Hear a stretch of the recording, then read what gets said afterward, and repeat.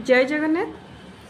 केबे से राजा झील संगे भाव करथिले भुवनेश्वर हाटरे तो पुणी केबे से निजको कलंकित नायक सजाई लुह झराई। 17 नवेम्बर अर्थात आजिर दिन 2002 मसीह यह लीला संवरण करथिले श्रीजुक्त अक्षय महांती मात्र 66 वर्ष बयस। समस्त पाखरे से खोका भाई नाम परिचित।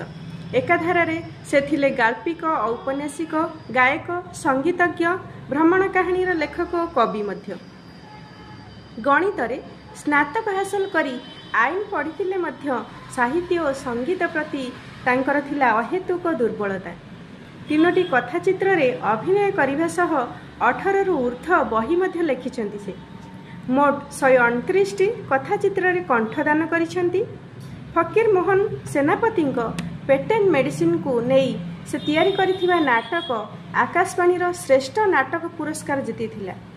तांकर साहित्य कृतिगुड़िक मध्यरे अनेशत राणी, नग्न मोनालिसा, मला प्रजापति, अफेरा नदी, जाया नुहे जया, मधुशाला, चेन्नई आकाश, एई कथा रहिला, स्वाति, सरस्वती आदि सार्थक सृष्टि।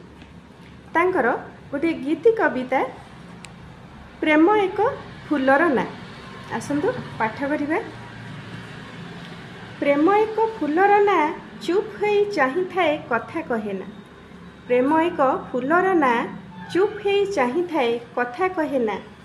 फिक किना हसी दिए बासना ता बुणी जाए।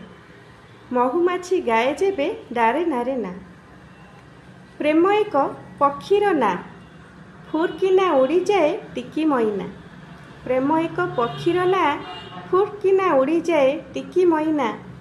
नीलमेघ कागजरे बसी बसी चिठी लेखे, आकाश को पचारे से कह ठिकणा।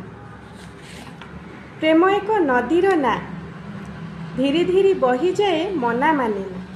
प्रेम एक नदीर ना, धीरे धीरे बही जाए मना माने ना।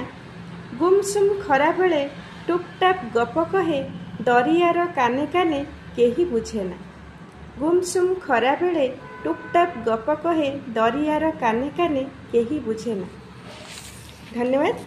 भल लगी लाइक करेंगे, शेयर करेंगे, कमेंट बॉक्स रे निजर मतामत जनइबे। आज रही नमस्कार।